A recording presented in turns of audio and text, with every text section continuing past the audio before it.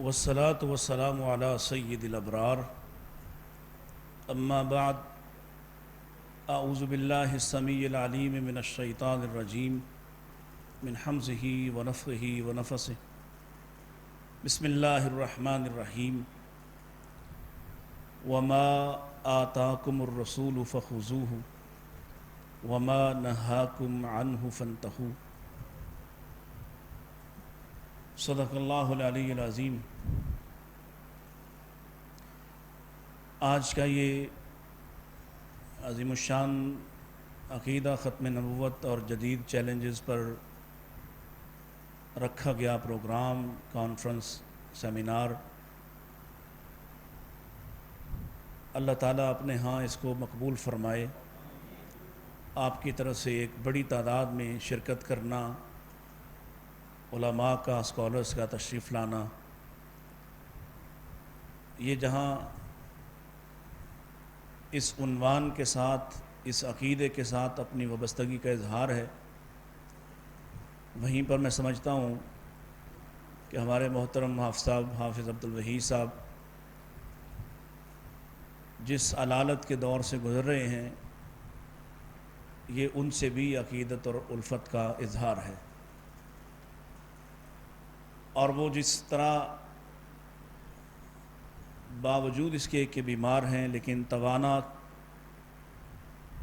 آواز کے ساتھ، کردار کے ساتھ اس مشن کے ساتھ کھڑے ہیں، اللہ تعالیٰ سے دعا کرتے ہیں اللہ ان کو کامل مکمل شفا عطا فرمائے۔ میں تو در حقیقت سننے ہی کے لیے حاضر ہوا تھا اور دوڑ لگا کے آیا تھا کہ ابو بکر قدوسی صاحب کو سنوں گا، اور دوسری خواہش یہ تھی کہ اس کے بعد ڈاکٹر صاحب کو سنیں گے۔ مجھ سے پہلے ابو بکر صاحب تھے، انہوں نے میرے کان میں کہا ہے کہ میں نے آپ کو دیکھ کے چھوڑ دیا، حالانکہ میں یہ کہنا چاہ رہا تھا کہ میں آپ کو سننے کے لیے آیا تھا۔ اور دوسرے جو ہمارے استاد ہیں اور محترم ہیں وہ بھی راستے میں ہیں، تو جب تک وہ پہنچ نہیں جاتے میں چند منٹ کے لیے گزارشات آپ کے سامنے رکھ دیتا ہوں۔ یہ وہاں سے یہاں تک آتے آتے میں نے سوچا کہ ایسی کیا بات کہیں کہ جو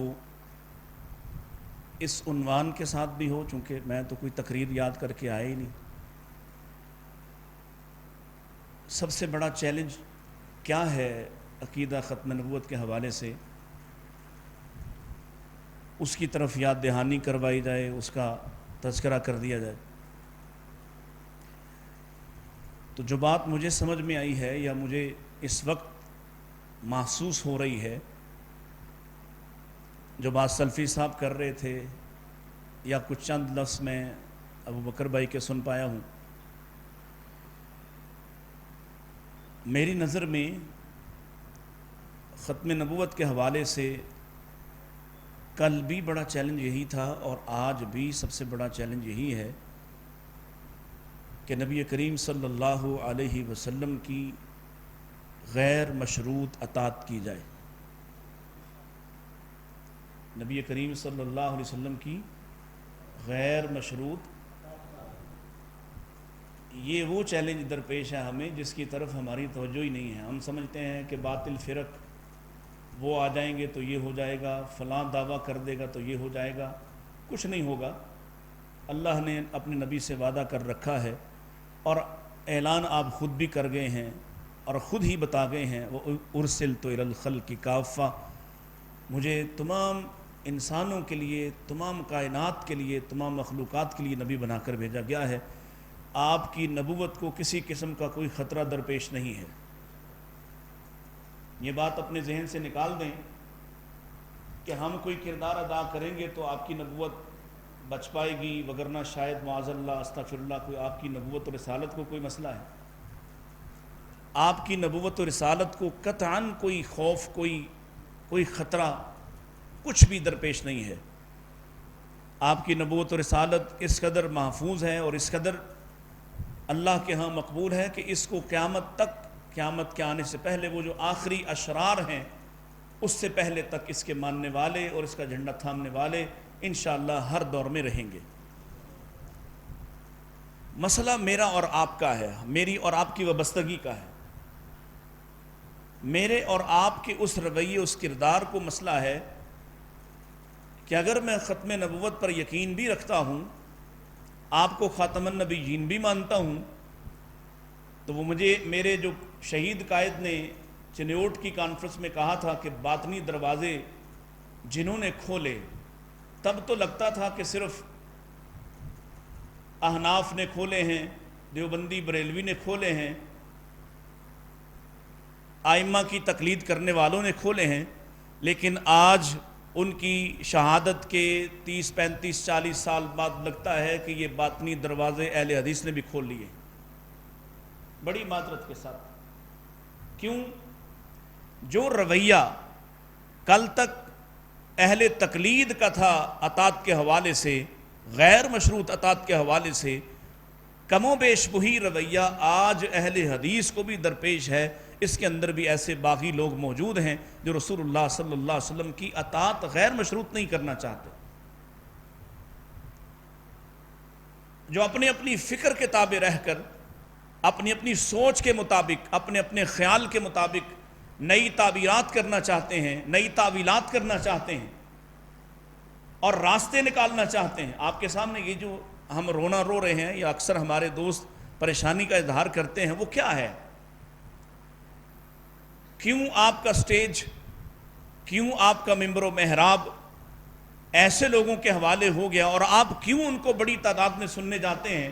آپ کیوں شیوخ الحدیث کی گفتگو نہیں سنتے؟ آپ دروس حدیث کیوں نہیں سنتے؟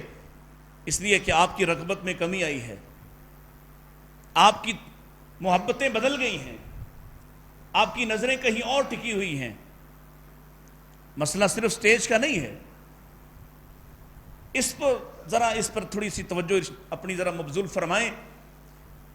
میری نظر میں ایک طالب علم ہوں، میری نظر میں سب سے بڑا مسئلہ اتنا زیادہ اللہ تعالیٰ نے اطاعت کی بات کی ہے، نبی کریم صلی اللہ علیہ وسلم کے کسی اور حق کو اتنی مرتبہ قرآن مجید میں نہیں دہرایا گیا جتنی مرتبہ اس حق کو دہرایا گیا ہے.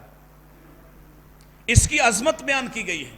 من یطع الرسول فقد اطاع اللہ، جو رسول کی اطاعت کرتا ہے گویا وہ اللہ کی اطاعت کرتا ہے. کہیں نبی کریم علیہ السلام ارشاد فرماتے ہیں من اطاعنی فقد دخل الجنہ، جو میری اطاعت کرتا ہے وہ جنت میں داخل ہوگا. اور میری اطاعت کس طرح سے کرنی ہے؟ کچھ اپنی مرضی کرنی ہے، کچھ چیزیں اپنی سوچ سے لینی ہے، جدیدیت کے تابع ہو جانا ہے، جدت کے تابع ہونا ہے، نئے خیالات کو آنے دینا ہے. بہت پرانا ایک معاملہ، ایک بات مجھے یاد آئی. یہاں سید ابو الحسن علی ندوی لاہور تشریف لائے، اپنی زندگی کا وہ آخری سفر تھا ان کا یہاں پاکستان میں، انڈیا کے عالم دین، دعوت دین کے حوالے سے بڑے معروف، بہت ساری کتب کے مصنف. تو کسی نے ان سے سوال کیا تھا، اتنے سارے چیلنجز درپیش ہیں، اتنی ساری مشکلات درپیش ہیں، کیا کریں؟ ان سارے جو ہمارے سامنے مغرب بھی ہے، اس کے حالات بھی ہیں. تو انہوں نے کہا کہ تمہاری ترقی اور تمہاری کامیابی یہ نہیں ہے کہ تم مغرب کو فالو کرو اور اس کے پیچھے چل پڑو اور اس تک پہنچنے کی کوشش کرو، بلکہ تمہاری کامیابی یہ ہے کہ تم سمٹتے قرون اولیٰ میں نبی کریم علیہ السلام کے دور میں داخل ہو جاؤ. تم پیچھے ہٹتے میں صرف چند منٹ میں اپنی بات مکمل کر لیتا ہوں. استاد محترم تشریف لائے ہیں، توجہ میری طرف رہے، بس میں ایک قیمتی بات کر کے بات ختم کر دیتا ہوں. انہوں نے یہ نہیں کہا، اور یہ بات آج زیادہ آسانی سے سمجھی جا سکتی ہے، کہ جدیدیت کو اختیار کر کے جدت اور ہے، جدیدیت اور ہے. جدیدیت کو اختیار کر کے یا جدید خیالات کو، غامدی صاحب بھی تو یہی کہتے ہیں، یہی نئی تعویل پیش کرتے ہیں، اور وہ سمجھتے ہیں کہ اس سے کوئی حرف نہیں آتا ختم نبوت کو، جبکہ ہمارا تصور دین یہ ہے کہ وہ دین نہیں ہو سکتا جس سے رسول اللہ صلی اللہ علیہ وسلم کو نکال دیا جائے، اور آپ کے بغیر دین کو سمجھا ہی نہیں جا سکتا، اور آپ کے بغیر کوئی عمل کیا جائے، لا یقبل الاسلام بلا سنہ، سنت کے بغیر کوئی کام کر لیا جائے وہ کام اللہ کے ہاں قابل قبول نہیں ہو سکتا. یہ ہے بنیادی دینی تصور. انہوں نے کہا سید ابو الحسن علی ندوی نے کہ تم سمٹتے سمٹتے پیچھے ہٹتے ہٹتے اس قدر پیچھے چلے جاؤ کہ نبی پاک کے زمانے میں داخل ہو جاؤ، یہ ہے تمہاری کامیابی۔ اور نبی پاک کے زمانے میں داخل ہو کے جو سب سے بڑی چیز بغیر ڈھونڈے بغیر تلاش کیے ملتی ہے وہ کیا ہے؟ اطاعت، غیر مشروط اطاعت۔ اللہ کے نبی نے کہا ہے، بات سمجھ میں آئے نہ آئے مان رہے ہیں۔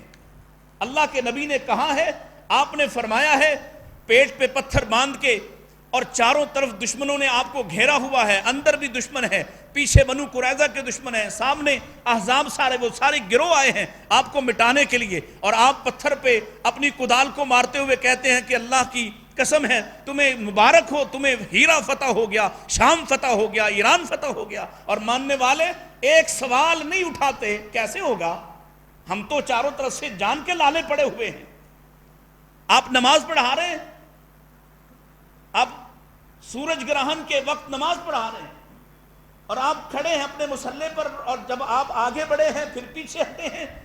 طویل روایت ہے، لمبی روایت ہے، صرف خلاصہ عرض کر دیتا ہوں۔ پوچھنے والوں نے پوچھا آپ آج آگے کیوں بڑھے، پیچھے کیوں ہٹے؟ آپ نے فرمایا آگے اس لیے بڑھا تھا میرے سامنے جنت کو لایا گیا، اور پیچھے اس لیے ہٹا تھا کہ میرے سامنے جہنم لائی گئی، اس کی حدت سے گھبرا کر پیچھے ہٹا ہوں۔ پیچھے ایک نے بھی، سینکڑوں نے آپ کے پیچھے نماز پڑھی اور سینکڑوں نے آپ کا یہ سوال جواب سنا، کسی ایک نے شک ظاہر نہیں کیا کہ کیسے ہو سکتا ہے آپ تو جنت کو دیکھ لیں اور ہم دیکھیں ہی نہ،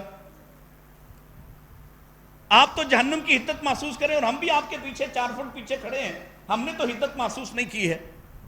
غیر مشروط اطاعت، اللہ کے نبی نے کہا تو اس سے اگلی کوئی دلیل، کوئی سند، کوئی جواز کچھ نہیں چاہیے۔